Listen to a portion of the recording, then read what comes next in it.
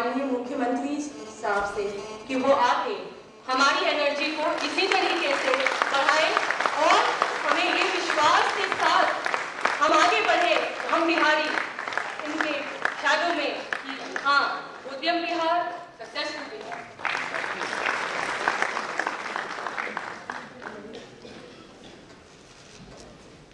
बिहार उद्यमी संघ के अध्यक्ष कौशलेंद्र जी, महासचिव अभिषेक जी, बिहार सरकार के खाद्य एवं उपभोक्ता संरक्षण तथा उद्योग मंत्री श्री श्याम रजक जी, उद्योग विभाग के प्रधान सचिव श्री त्रिपुरारी शरण जी, आईटी और श्रम विभाग के सचिव श्री सिद्धार्थ जी, बिहार इंडस्ट्रीज एसोसिएशन के पूर्व अध्यक्ष श्री केपीएस केसरी जी, यहाँ उपस्थित सभी प्रतिनिधिगण, प्रिंट एवं इलेक्ट्रॉनिक मीडिया के यहाँ उपस्थित प्रतिनिधिगण, मैं सबसे पहले बिहार उद्यमी संघ को बधाई देता हूं कि उन्होंने दूसरी बार उद्यमिता सम्मेलन का आयोजन किया, एंटरप्रेन्योर्स मीट। और जो बात हमने सुनी अभी अभिषेक जी से और कौशलेंद्र जी से, उससे काफी मेरे मन को संतोष हुआ, क्योंकि ये बात सही है कि हमारे बिहार में युवा आबादी सबसे ज्यादा है और ये हमारी एक पूंजी भी है, जिसको हम कहते हैं डेमोग्राफिक डिविडेंड। जो युवा आबादी है उसका ज्यादा होना वह एक तरह से बहुत ही फायदेमंद होता है, लेकिन फायदेमंद बनाना भी जरूरी होता है। सिर्फ संख्या से उसका कोई लाभ नहीं मिलेगा। अगर हम उसका रचनात्मक उपयोग कर पाए, जो युवा पीढ़ी के लोग हैं उनकी ऊर्जा का, उनकी शक्ति का, तब ये उपयोगी होगा और बहुत ही फलदायी भी होगा। हर युवा को ये लगता होगा कि उसे कोई ना कोई काम मिले। तो आप देखते हैं आमतौर पर लोग नौकरी की ख्वाहिश रखते हैं कि कहीं नौकरी मिल जाए। पहले सरकारी नौकरी का प्रेफरेंस होता है आमतौर पर। इसके बाद उसके मन में आता है कि चलो सरकारी नौकरी नहीं मिली तो किसी बड़े मल्टीनेशनल में नौकरी मिल जाए, उसमें भी नहीं मिले तो फिर और किसी प्रतिष्ठान में नौकरी मिल जाए। लेकिन यह प्रवृत्ति कि हम नौकरी करेंगे नहीं, नौकरी देंगे, ये सबसे बड़ी चीज। और मेरे हिसाब से जो उसका सबसे बड़ा मकसद ये, जो हर युवा के अंदर उद्यमिता है उसको हम कैसे उभारें, एंटरप्रेन्योरशिप को हम उभारें कैसे, उसको प्रोडक्टिव कैसे बनाएं, उसको उत्पादक कैसे बनाएं, उसको उपयोगी कैसे बनाएं, यह सबसे महत्वपूर्ण प्रश्न है। कोई भी सरकार दुनिया में अपने सभी युवा को नौकरी नहीं दे सकती। रोजगार के अवसर बहुत है, तो उसके लिए दो चीजों की जरूरत है। जो हमारे पास अवसर उपलब्ध है, उस अवसर के अनुरूप आप में हुनर होना चाहिए, स्किल होना चाहिए। तो एक युवा पीढ़ी के लिए एजुकेशन, हायर एजुकेशन, सब लोग इंजीनियरिंग की पढ़ाई, मेडिकल की पढ़ाई, मैनेजमेंट की पढ़ाई या और इस प्रकार की किसी प्रोफेशनल पढ़ाई को पढ़ पाने में सभी सक्षम नहीं होंगे। उसकी संख्या सीमित होगी। यहाँ पर बहुत लोग मौजूद हैं उस पृष्ठभूमि के लोग। IIM में कौशलेंद्र जी से मुलाकात हो गई। जब उनसे मिले तो इन्होंने मुझको याद कराया, तो मुझे ये बात ध्यान में आ गई। मैं वहाँ IIM अहमदाबाद में गया हुआ था, मुझको बोलने के लिए IIM ने बुलाया था। 2007 की बात है। और उसके बाद लोगों के साथ इंटरेक्ट करने का मौका मिला। तो जो हमारे बिहार के स्टूडेंट्स थे उनके साथ भी और अलग से इंटरेक्ट करने का मौका मिला। तो इन्होंने अपनी तरफ से जो बातें कही थी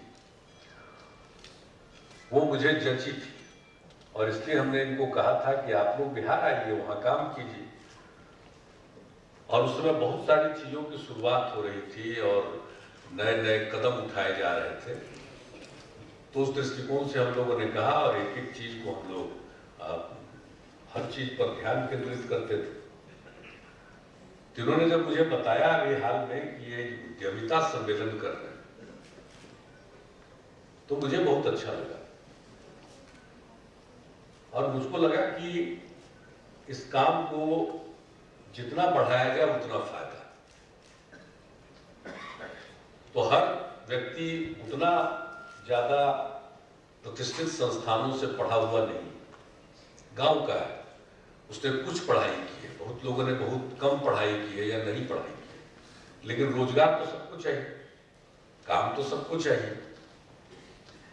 युवा होने के कारण उसमें काम करने की शक्ति है, काम करने की इच्छा है, दोनों बात।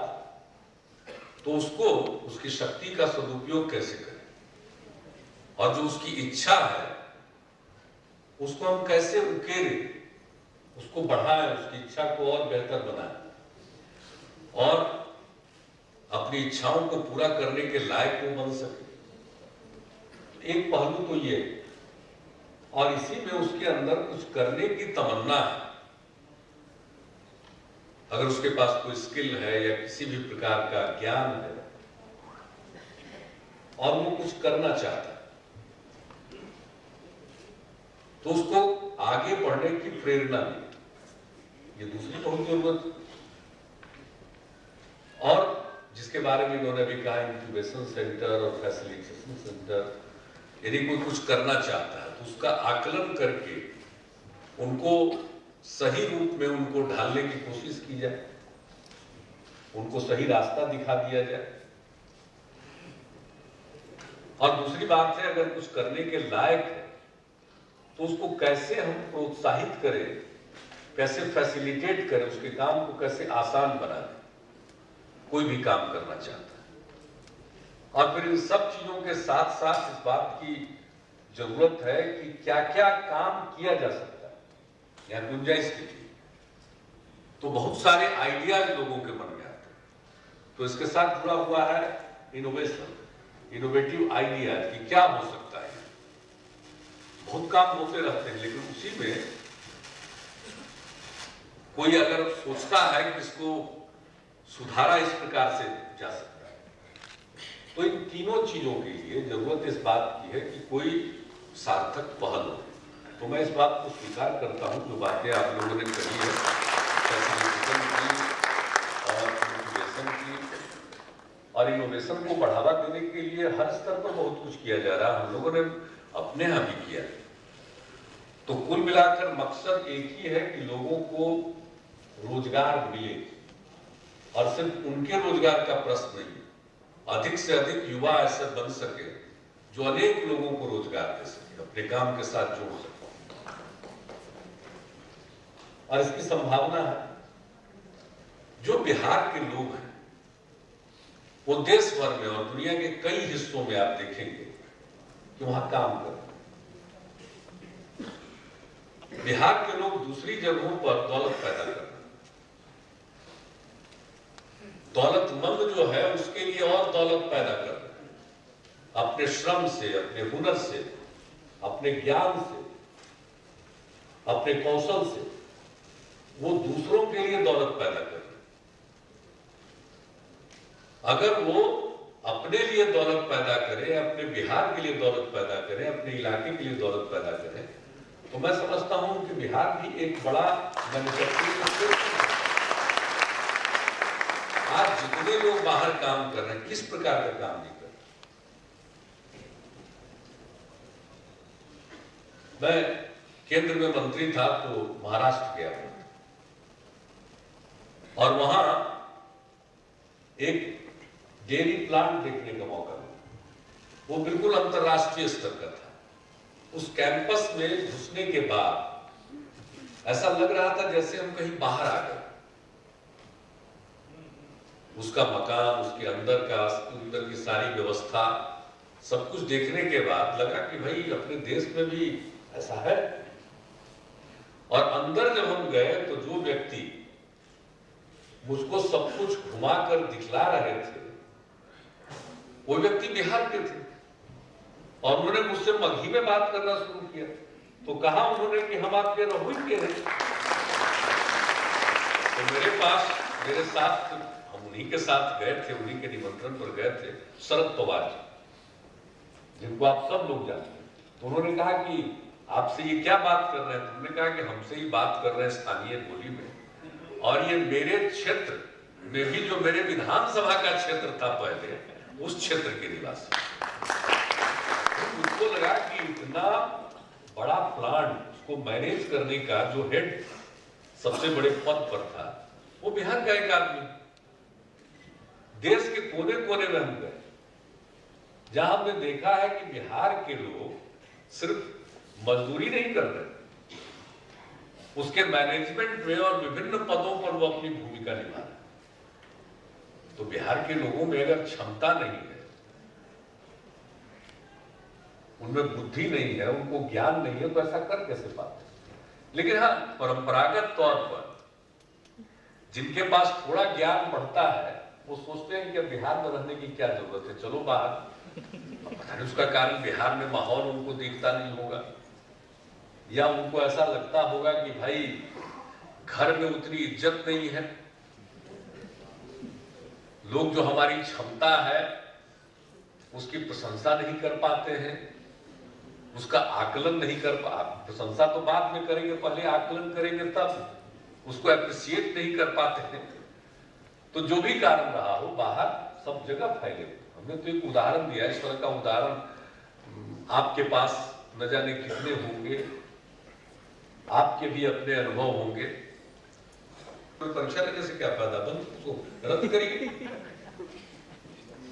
लेकिन एक पहलू ये है, तो दूसरा पहलू साथ साथ यह भी है, और ऐसे में कितने लोग होंगे ऐसा करने वाले, सभी तो थे नहीं। हम लोग का भी मैट्रिक का सेंटर पड़ा था बख्तियारपुर के श्री गणेश उच्च विद्यालय के विद्यार्थी। तो पटना में, पटना कॉलेजिएट स्कूल में हमारा सेंटर था। तो हम लोग परीक्षा दे रहे थे, तो मेरे बगल में थोड़ी सी दूर पर भी एक लड़का पकड़ाया था, तो निकाला गया था।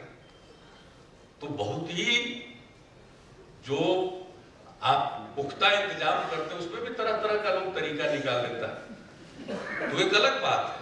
अब वो अपने को धोखा देता है, वो किसी और को धोखा नहीं देता, क्योंकि इससे सर्टिफिकेट तो मिल जाएगा, ज्ञान तो मिलेगा नहीं। वो एक अलग पहलू या नहीं होना चाहिए। लेकिन आप दूसरी तरफ देखिए कि देश में चाहे जिस प्रकार की परीक्षा, चाहे वो एडमिशन के लिए परीक्षा हो उच्च शिक्षण संस्थानों में, या फिर नौकरी के लिए परीक्षा, सब में सबसे अधिक संख्या में बिहार के युवा उत्तीर्ण होते, चाहे लड़का हो। एक बार तो मैं रेल मंत्री था, तो मेरे ऊपर कोर्ट में मुकदमा हुआ, क्योंकि परीक्षा हुई थी जिस राज्य में, वहां के किसी ने किया कि भाई रेल मंत्री बिहार का, इसलिए बिहारी सब पास कर गए। परीक्षा केस करो या कुछ भी करो, बिहार के लोगों में जो टैलेंट है उसको कहां दबा सकते हो। कई बार दूसरे राज्यों में जो बिहार के लोग पास कर जाते हैं, तो वो खास करके रेलवे वगैरह में, असम में बड़ा आंदोलन हो रहा था, और वहां भी मेरे खिलाफ खूब लिखा गया मेरी कोई भूमिका नहीं। हमने कहा कि बिना मतलब हमको श्रेय दे रहा है। अरे बिहार के लोग अपने बलबूते पर अपने मेरिट पर पास कर रहे हैं, उसको दे रहा है कि मंत्री हमने बताया था।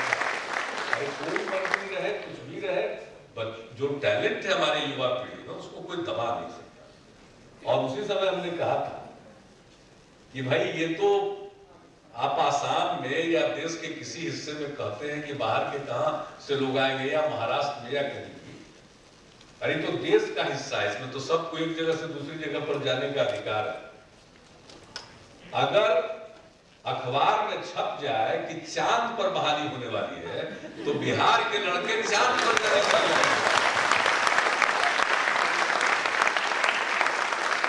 इतना ज्यादा उनके मन में काम करने की लगन है, इच्छा है, कुछ भी पाने की तमन्ना है, आसमान की ऊंचाइयों को छूने के इरादे हैं। यह बिहार की युवा पीढ़ी की क्षमता। तो ये जो इतनी बड़ी क्षमता है, हमें इसका इस्तेमाल करना चाहिए। बिहार में भी बहुत संभावना है। अभी बड़ा अच्छा उदाहरण दे रहे थे कौशलेंद्र जी